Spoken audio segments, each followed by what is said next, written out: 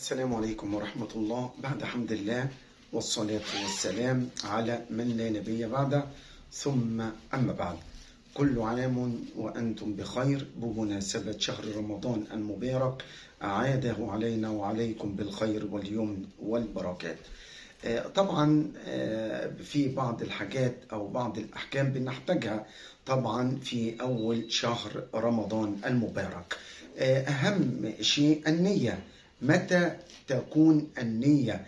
هل النية في أول شهر رمضان للشهر كله بنية واحدة، أم لكل يوم منفصل؟ طبعا النبي صلى الله عليه وسلم قال: من لم يبيت النية من الليل فلا صيام له. وفي حديث آخر والحديثين صحيحين يقول النبي صلى الله عليه وسلم: من لم يجمع النية الصيام قبل الفجر فلا صوم له أو فلا صيام له. فيجب على الصائم بأنه يبيت النية لكل يوم من أيام شهر رمضان المبارك.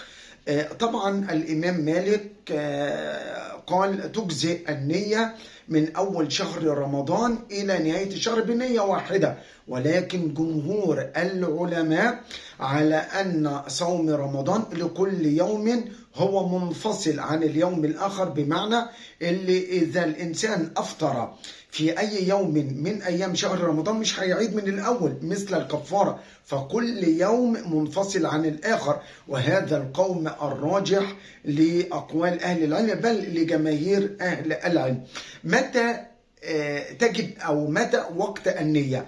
النية بتبدأ بعد غروب الشمس من أول ليلة من ليالي رمضان، عند غروب الشمس. يعني إذا الإنسان صايم مثلا نوى النية من الليل، وفي اليوم التالي أفطر عند أذان المغرب نوى بقلبه، لقول النبي صلى الله عليه وسلم: إنما الأعمال بالنيات وإنما لكل امرئ ما نوى.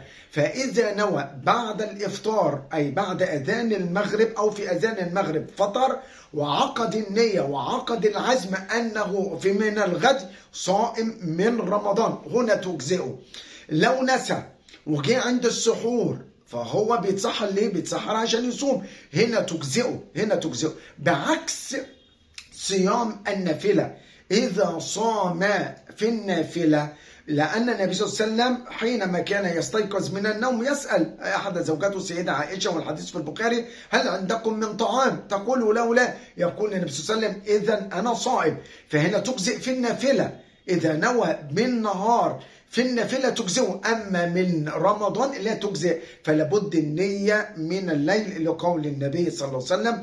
وفي النهاية لا يسعنا إلا أن نقول: السلام عليكم ورحمة الله وبركاته.